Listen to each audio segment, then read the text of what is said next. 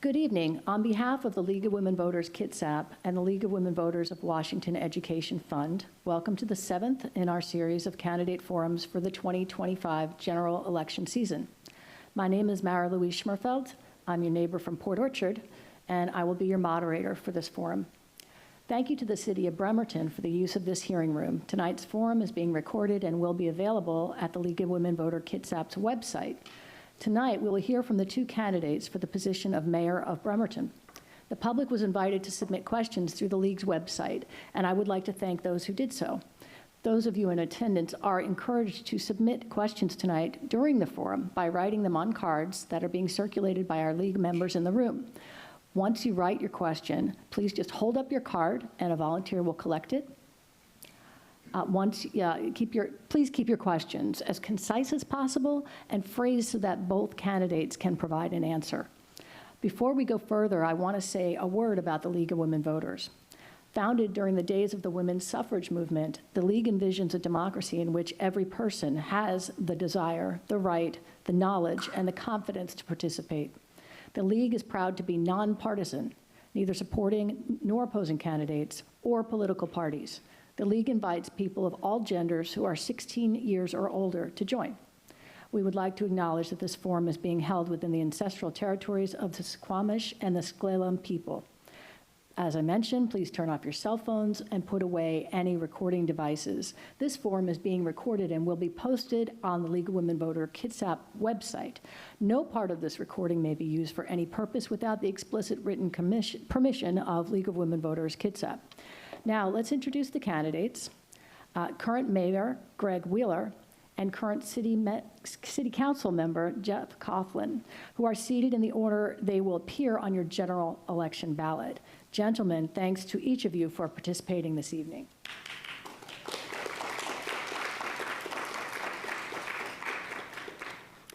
From now on, please hold your applause until the end of the forum so that we can get in as many questions as possible. Okay, here are the rules for this forum. Each candidate may deliver a 90-second opening statement, and at the end of the forum, a 90-second closing statement. Opening statements will be in the order of the candidates' names as they appear on the ballot, and closing statements will be in the reverse order. Each of you will have the opportunity to address each question in rotating order, meaning that every other question will be addressed first by either Council Member Coughlin or Mayor Wheeler. Each candidate will have 90 seconds to answer each question. Our timekeeper, League member Carol Larson, will indicate to you, gentlemen, when there are 30 seconds left and when time is up. Crosstalk is not permitted. All remarks by the candidates are to be directed to the audience, and any questions should be asked of me as the moderator. Now let's hear the opening statements, starting with Mayor Wheeler. All right. Well, good evening, everyone, and thank you to the League of Women Voters for hosting this event. I'm Bremerton Mayor Greg Wheeler, and I just want to start off just giving you a little bit of background on myself. I am a lifelong Bremertonian. I was raised in East Bremerton and attended public schools. Entered the United States Navy. I enlisted and was gone for a number of years, returned home, back home to Bremerton, where I found work at Puget Sound Naval Shipyard, starting as an apprentice.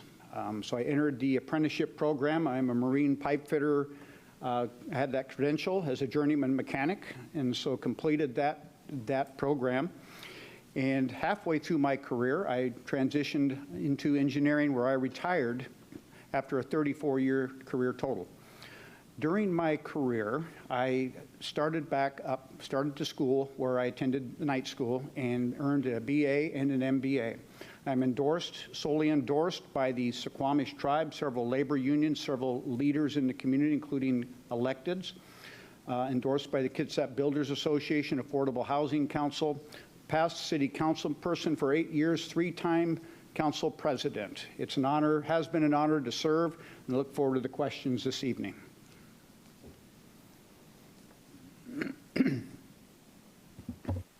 Thank you very much. Council Member Coughlin. All right, well, Thank you so much to the League of Women Voters for hosting. Thank you to everybody who's watching. A little about me professionally. I have a PhD in astronomy. I'm a certified professional project manager, and I worked at NASA for a decade, where I also served as a director, managing large teams and budgets and delivering projects on time. Locally, I've run a small business right here in Bremerton as director of the Kitsap History Museum downtown. I served on our city's planning commission and then was elected to city council, where I served as council president and mayor pro tem and got my advanced certificate of city leadership. I am uniquely qualified to enter this role and hit the ground running. I've been with my husband, Nick, a shipyard worker in Bremerton for almost 15 years, and we're raising our 4-year-old son here. And I want this city to be the best it can be when he grows up. Because much like him, this city is growing and we're facing challenges. We have rising crime, skyrocketing housing prices, a record number of unhoused, lack of health care, broken permitting system, and businesses struggling to open and stay open. And in these chaotic times, I want to be a mayor who will stand up for Bremerton and face these challenges head on in collaboration with city council and community. It's why I'm endorsed by former Bremerton Mayor Patty Lent, every sitting city council member who's weighing in on the race, several past council presidents and council members. The Kitsap County. Thank you. Your time is up. Oh, thank you. Okay. Now we'll begin with the questions and answers.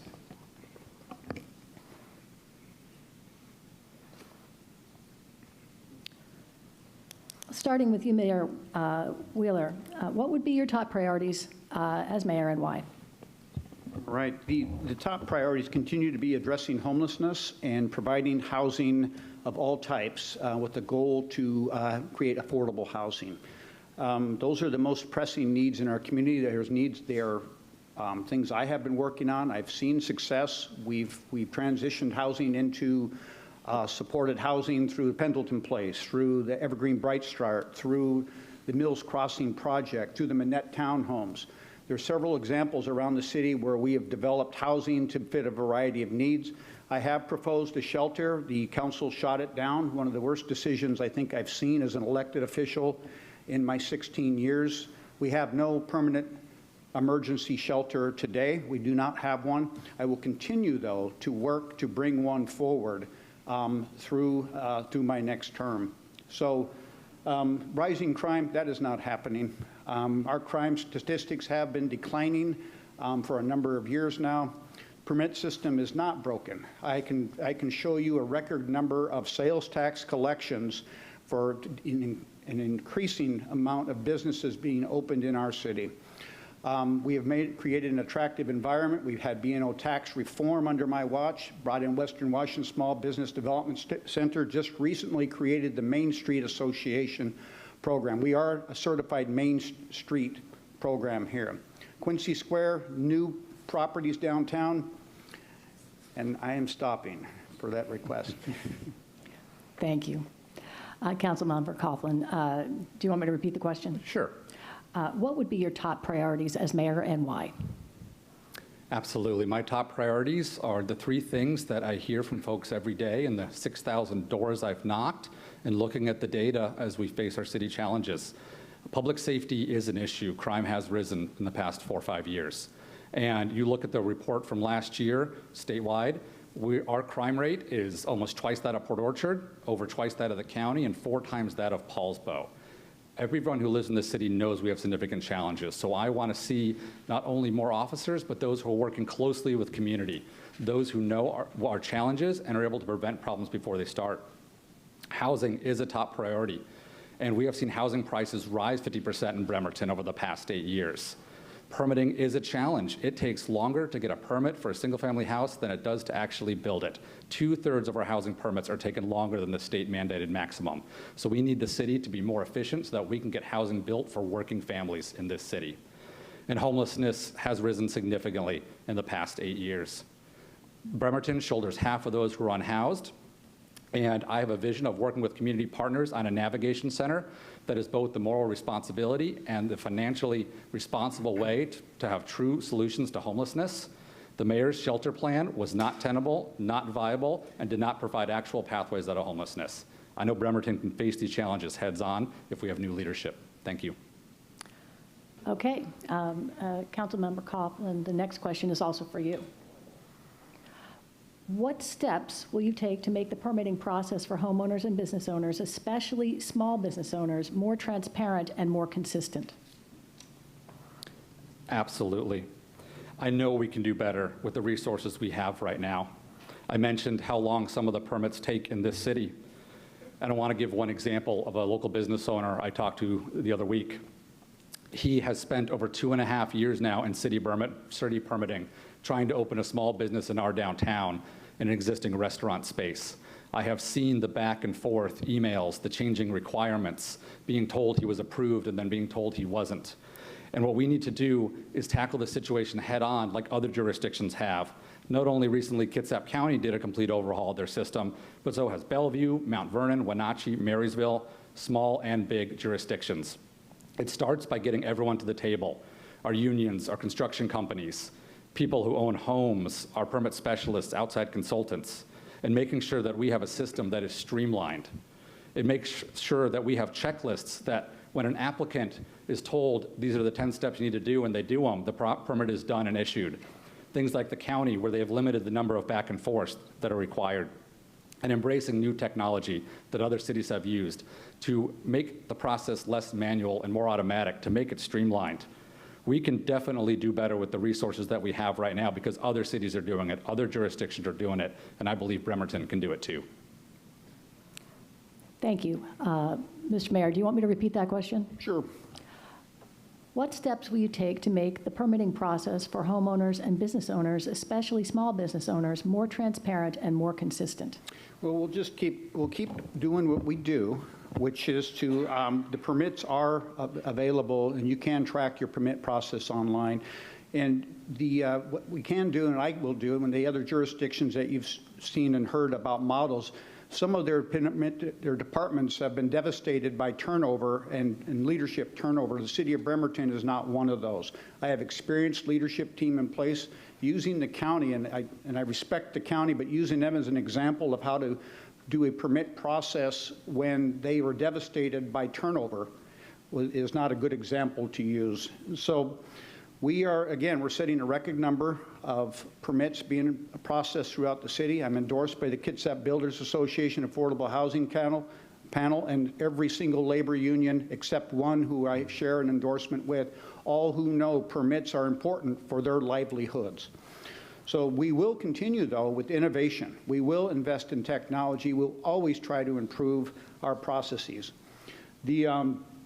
One of the things that I want to share with folks, and this is a resource issue. I will share, this is a resource issue.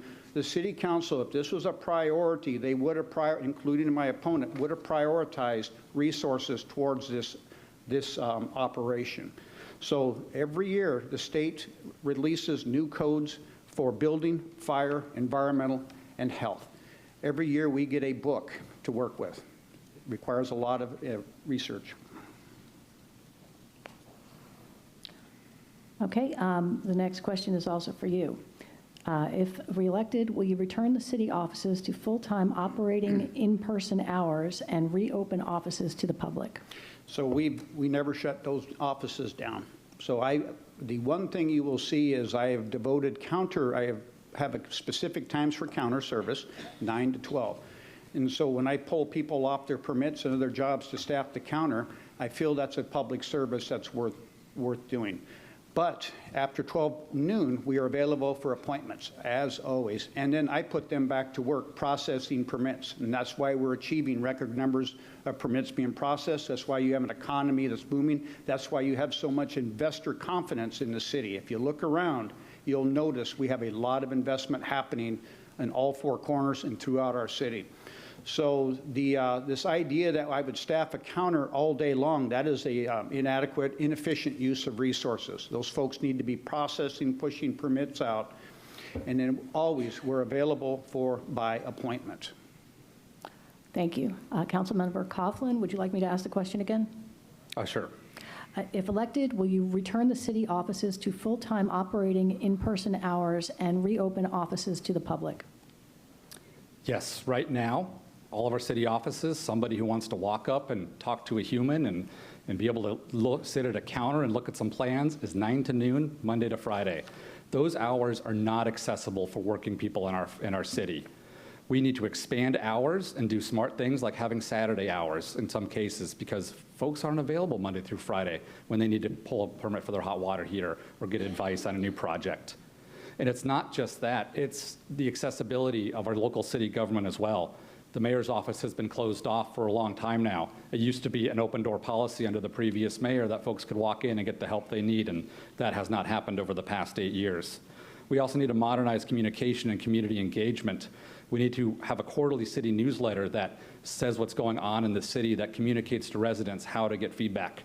I know we can do this in Bremerton. Other cities have managed to do this with the same levels of staffing we have. And it's about being smart, it's about working with our people, and it's about making sure that our city is open, that folks don't feel closed off, because having that human connection and be able to walk in and get your question answered is so incredibly important. And to the last question, I want to say, if staff was needed for permitting, it's the mayor who proposes plans, the mayor who proposes resources in his budget. That was never proposed, so I'd love to see it. Okay, council member, the next question is also for you. Bremerton has growth in housing and population, yet streets and roads have not added capacity. What are your plans to improve city roads? Absolutely. Transportation has to be a top priority because this is what connects us all. We need to balance both folks who drive and have other forms of mobility. And I want to make it so that folks can get to healthcare or childcare, to work or school, and whatever mode is available to them that is accessible for folks. And I know we can do this without increasing our city budget. There is a lot of state funding that goes into transportation dollars. And when you look across jurisdictions in Kitsap who get a large share of that money per capita, Paulsbo is an outlier. Paulsbo is an example of staff that are extremely successful at writing and securing grants. And I know that if we get the right experienced people in place, that if we draw in outside experience and we hire top talent, we can be getting that same level of state funding too. And we can start to close gaps in our schools and near our parks and make sure that folks have safe ways to walk and ride. We need to partner more closely with Kitsap Transit to align schedules with ferries and make it so that folks can get to work at all hours. We need to prioritize traffic safety and calming measures, and there are inexpensive methods that have been used, like in Victoria, Washington, that we can use here too. Bottom line, folks deserve safe and accessible ways to get around Bremerton, and we don't have that right now. We need to complete our network and embrace modern measures that allow folks to travel safely and be connected. Thank you. Mr. Mayor? Thank you. Well, I'm happy to report Transportation for Washington just endorsed me this afternoon. So improving transportation will be exactly what I will do, exactly what I have been doing. I worked with the governor's office, Department of Transportation and State Ferries to get our fast ferry or our full marine highway service restored to pre-pandemic levels. Worked with our regional partners to speak as one voice to get Bremerton's fast ferry runs doubled to get us through to where we are today. And we are still currently doubled, although we're heading into the winter hours. Look around the city, you'll see the dollars I brought home. I've never heard of another jurisdiction who does better at bringing the dollars back home than the city of Bremerton. Just right outside here, the Washington Avenue roundabout, completion of the Washington Avenue's Boulevard street sidewalk programs, and you're seeing we just completed 6th Street. These are all funds that improve our infrastructure, our connectivity. This is part of my involvement in leadership at the Puget Sound Regional Council as Bremerton's representative in the 4-county body who decides on growth, how it's managed, and then the transportation that connects our communities.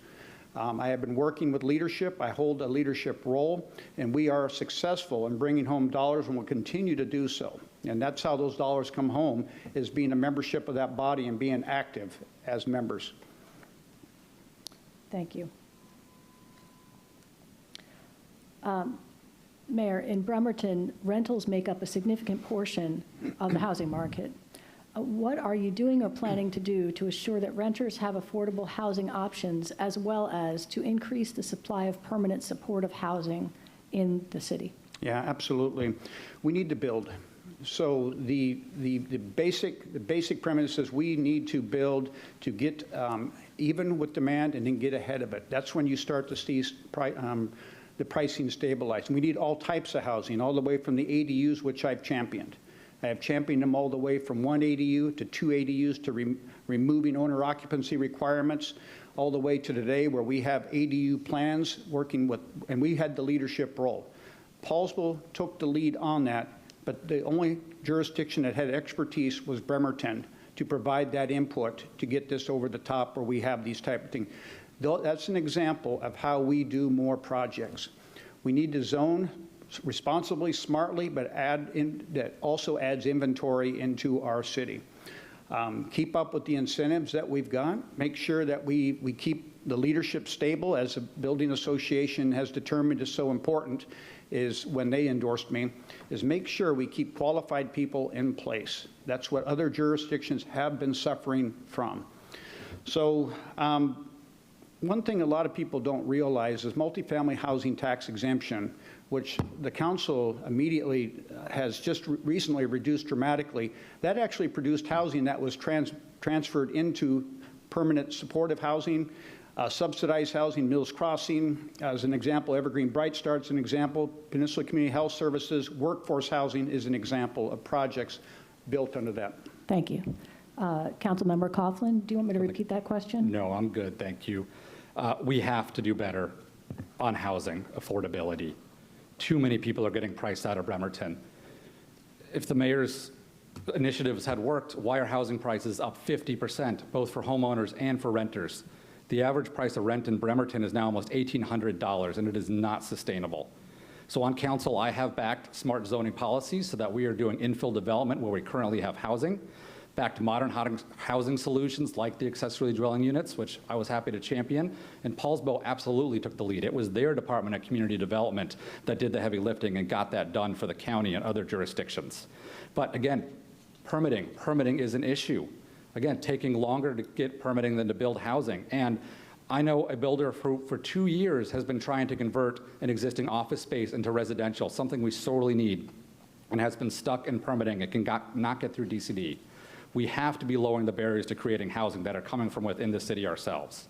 And we need to be working closer with Bremerton Housing Authority, Kitsap Community Resources to build that. Redmond has a great program where they coordinate affordable housing developments in coordination with transportation. And when it comes to the multifamily tax exemption, the mayor's apparently changed his mind because he brought a proposal just a couple of years ago to eliminate that program. Thank you. Councilmember, what are your beliefs about the necessity of providing multiple models of shelter to meet the very different needs of unhoused youth, adults, families, couples, pet owners, and individuals with disabilities? Absolutely. We need all forms of shelter in this city. We especially need low barrier shelter. So we have a number of partners that provide different forms of shelter.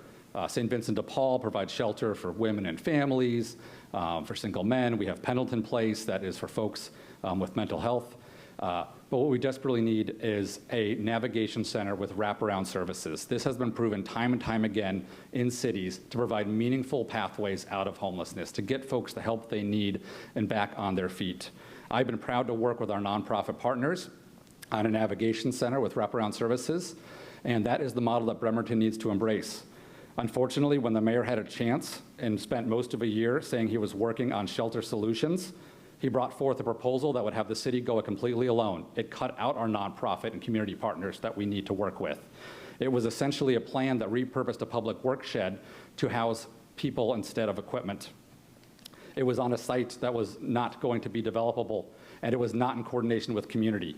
And public works building it alone, so many public works projects are delayed across the city. And he may and can blame others in council, but ultimately that was his responsibility as mayor to get shelter for people, and he failed to do so. I promise to continue to work with our nonprofit partners, with the experts, with our community organizations, to have shelter that addresses the needs we have in this city, to make sure that people have true pathways out of homelessness.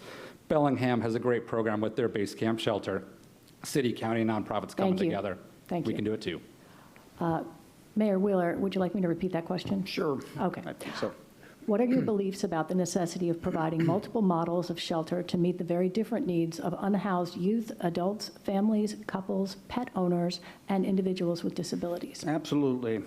It's been at the core of my term as mayor and my terms as mayor. I brought Pendleton Place here.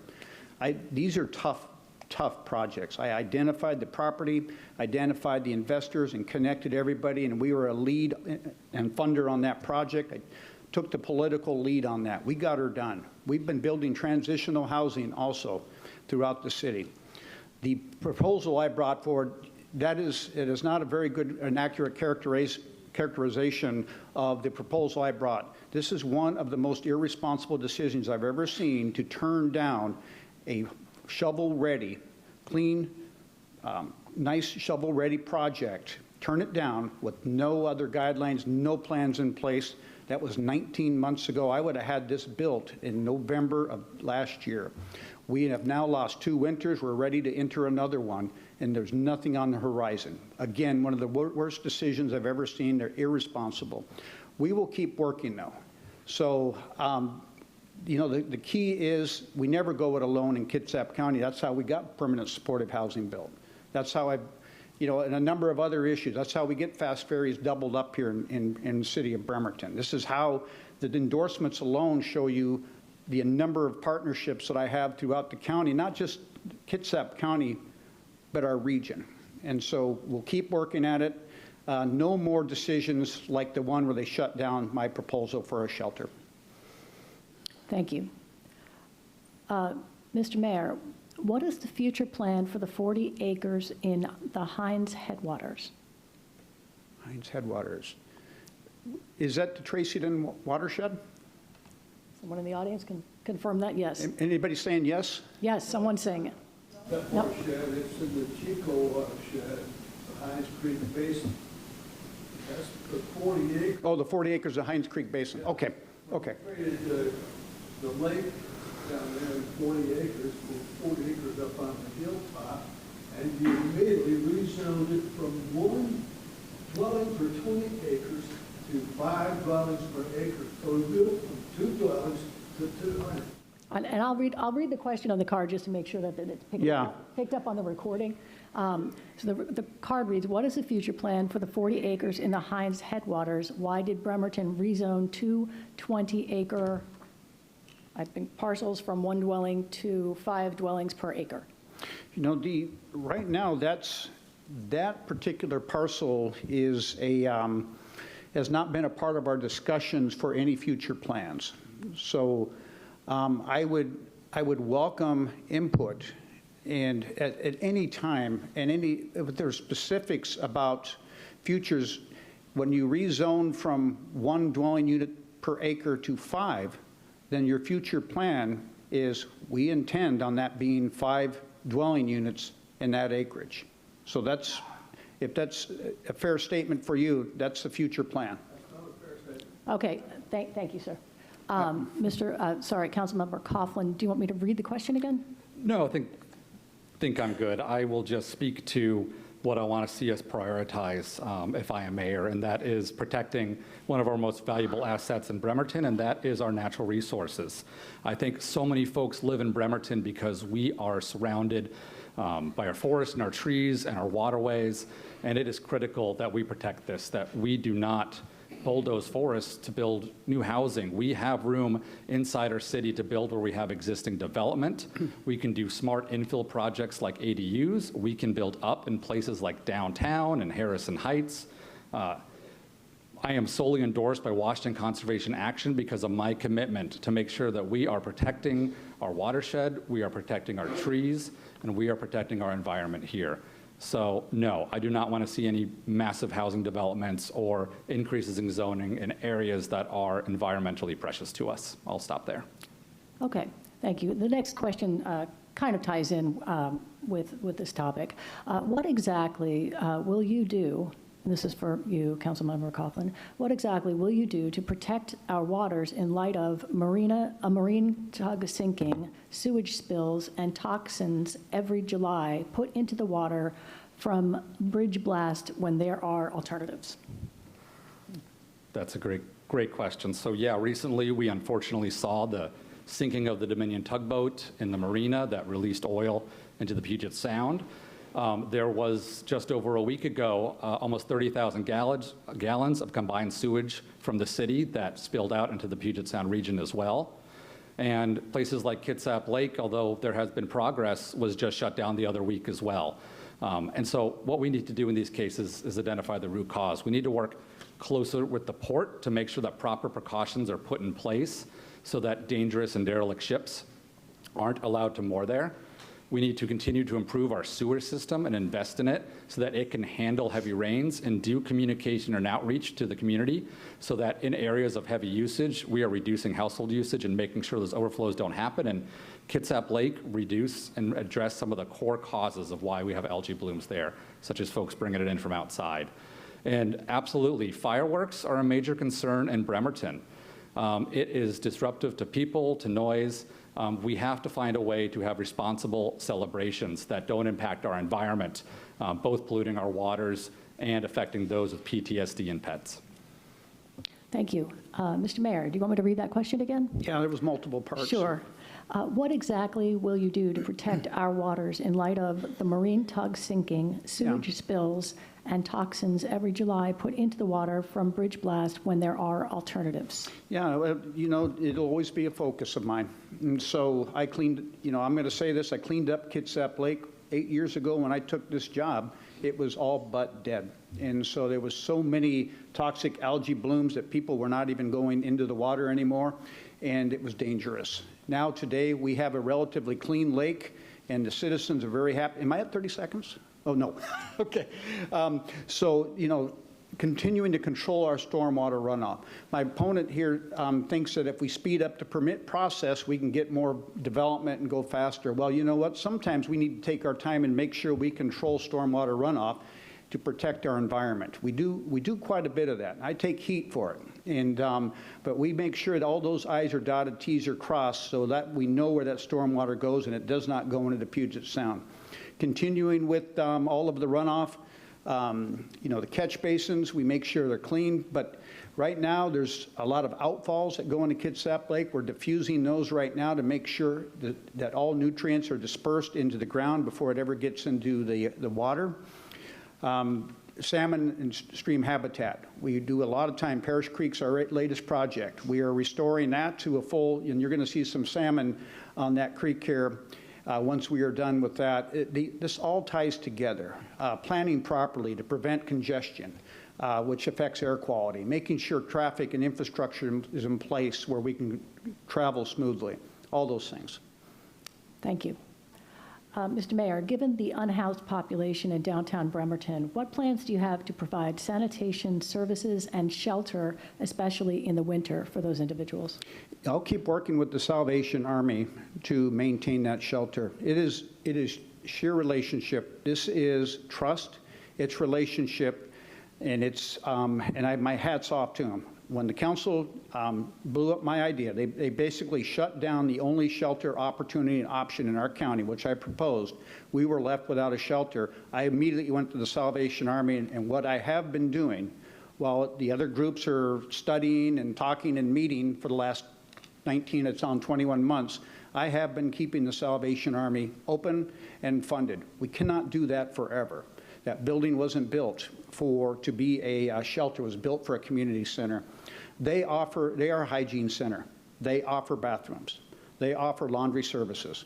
So I just want to reinforce that we will continue to keep the bathrooms available in the downtown area, provide options for addiction treatment, provide services right at the street level, navigators, behavioral health navigators, housing options. We will work with folks to get them into better situations.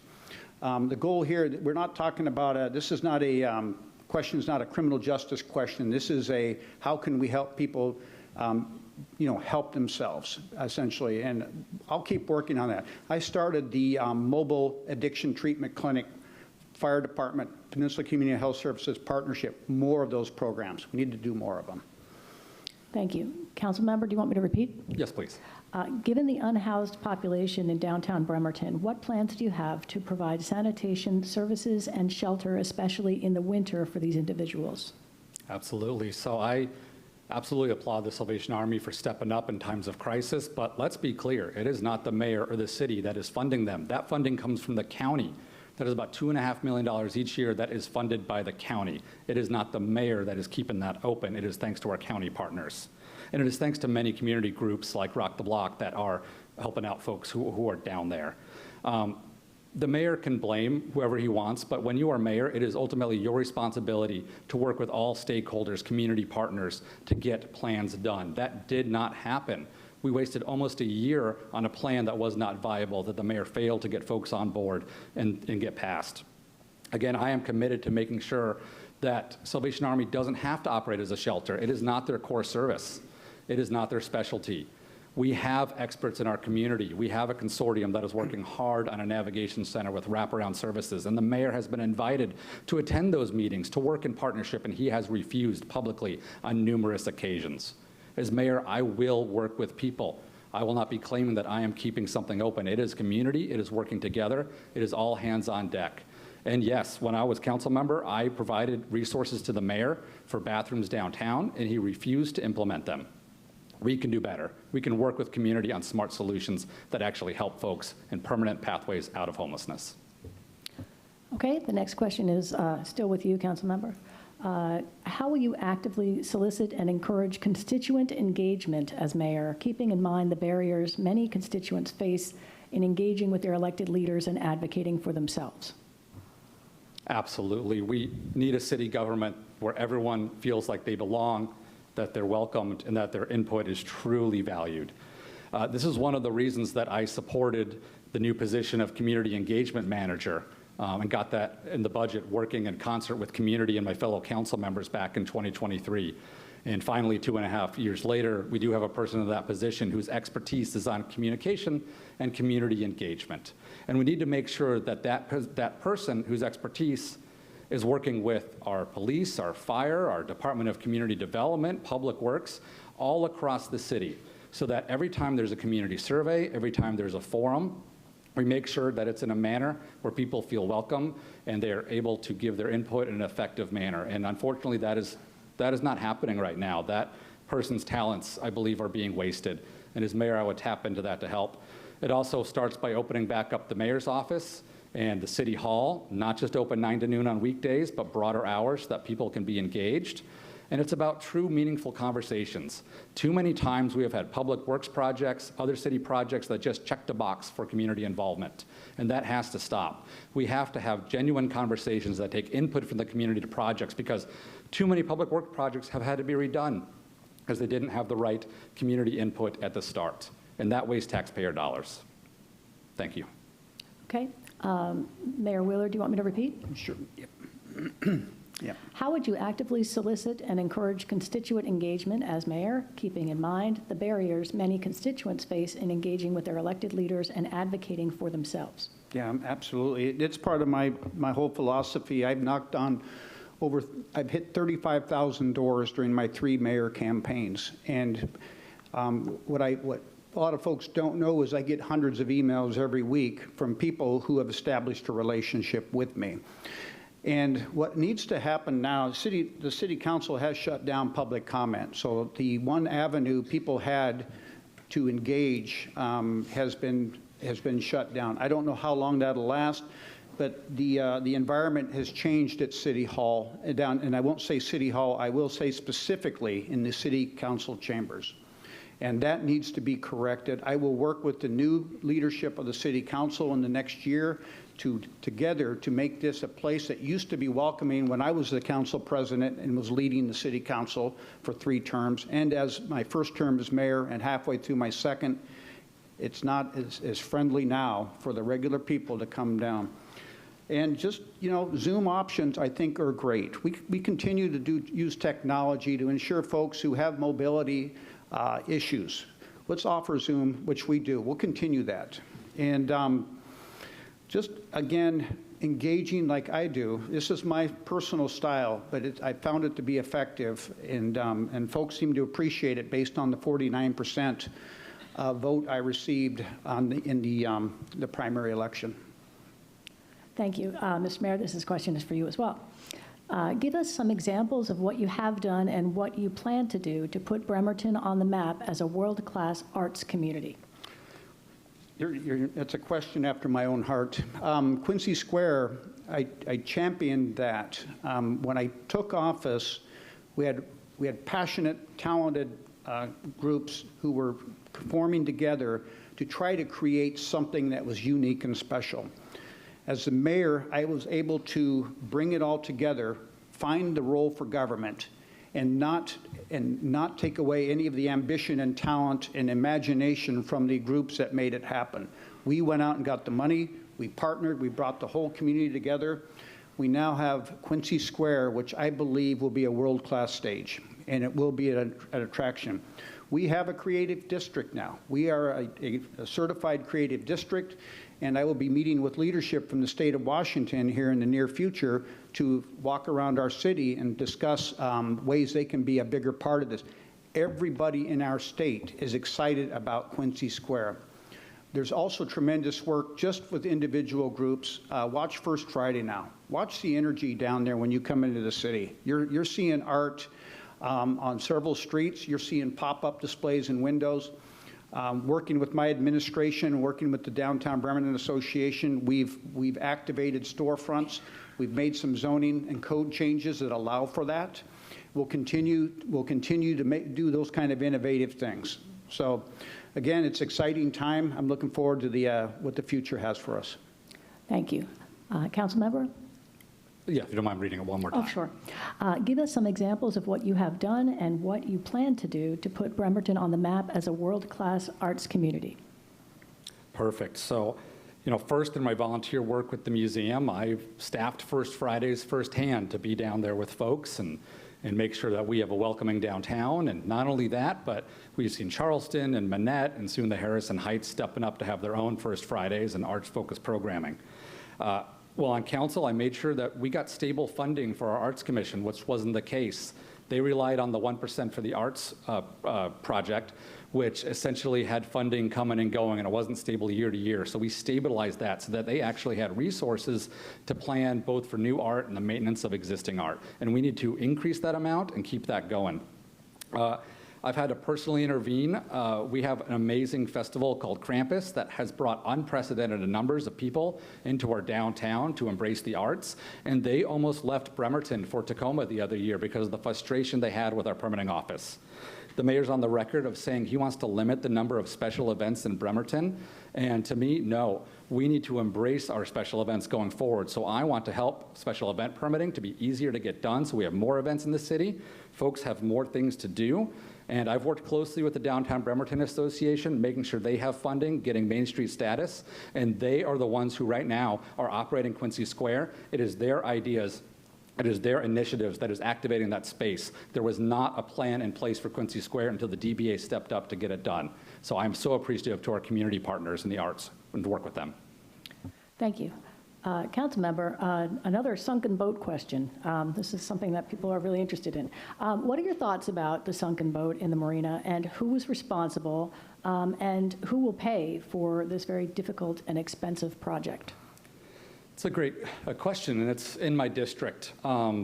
So far, I have not seen any city administration-led communication on this, which is why on my council report at the last council meeting, I made a point to talk about this, because although it is in the jurisdiction of the Port of Bremerton, we have Bremerton citizens who vote, who live aboard those ships in the marina, and who count on having clean water. Clearly, that boat should not have been allowed in there. I think an investigation has to take place. There is a unified command response that consists of the Coast Guard and the Port of Bremerton, the Suquamish tribe, various other experts that are leading the cleanup and removal of that boat. But yeah, these are our waters that surround our city. And so we need explanations and we need answers. And I think we need to work with our partners in the Port of Bremerton to get those answers and to find out why that boat was allowed to be in there, what risk assessment was taking place, and what measures can we enact in the future to make sure that that doesn't happen again. Thank you. Mayor Wheeler? Well, right now it's too early to assign a blame. The cleanup is taking place. There's an investigations ongoing. I am in communication with the cleanup team. And it's too early to develop an action plan, and then all you're doing is creating hysteria if you're going out to the public and you're making these, sensational comments.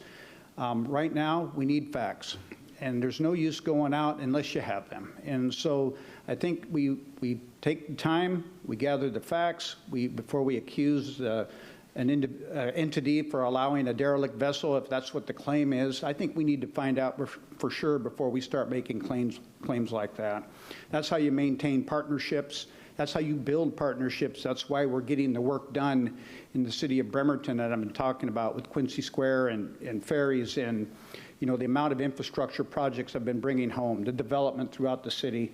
It's not pointing fingers for political purposes right away. Let's be calm. Let's get the facts. We'll make some decisions afterwards as partners. And that's, you know, that's how we keep moving forward as a community. Thank you. Mr. Mayor, we've seen ICE raids and National Guard troops being deployed in communities throughout the nation. How will you respond if that happens in Bremerton? You know, there's ICE raids in Bremerton. I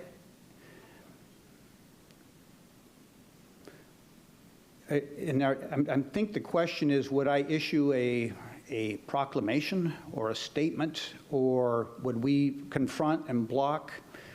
You know, I think what we do, though, is I work with our neighboring jurisdictions. We know when things are coming. We speak with a unified voice. If there's illegal activity, we address it. With my involvement or city involvement, I don't have enough officers now to do the traffic patrol or the on the street bicycle patrols or follow-up detective work as is. Would we be a part of that? No.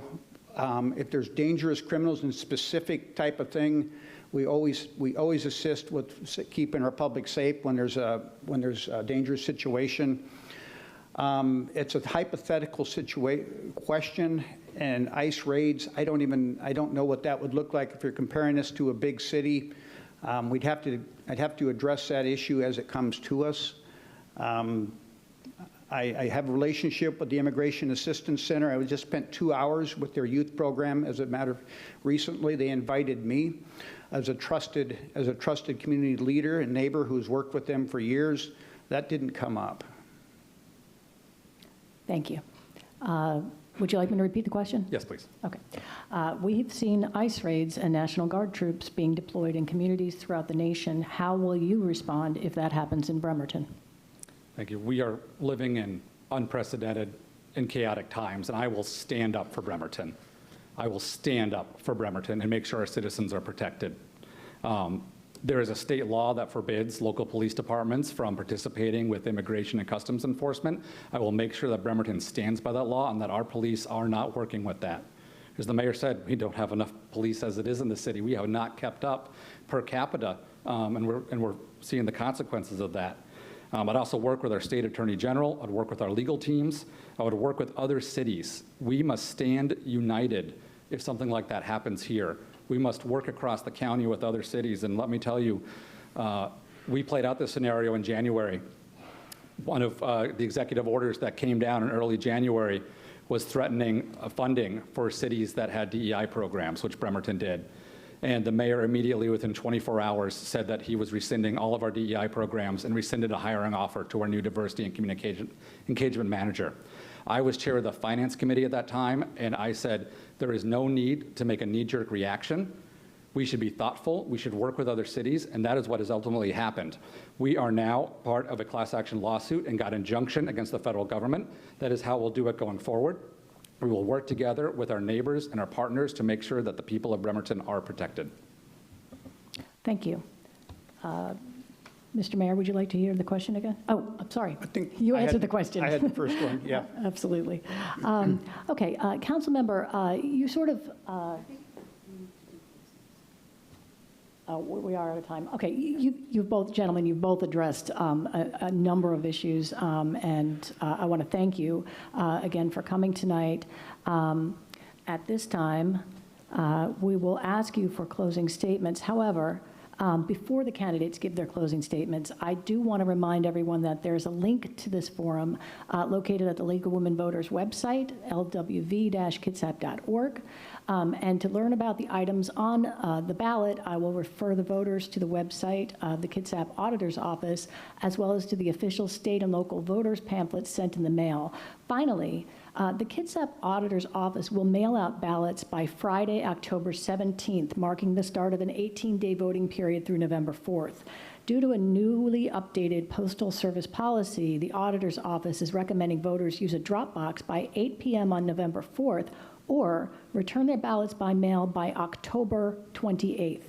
This is extremely important. The auditor is warning that dropping your ballot in the mail after October 28th is gambling that it will not be counted based on the Postal Service policy. So if you're running late with your ballot, please consult kitsap.gov to find a ballot drop box near you, or even easier, just Google Kitsap ballot drop-off, and it will take you to the list of drop-off locations on the kitsap.gov website.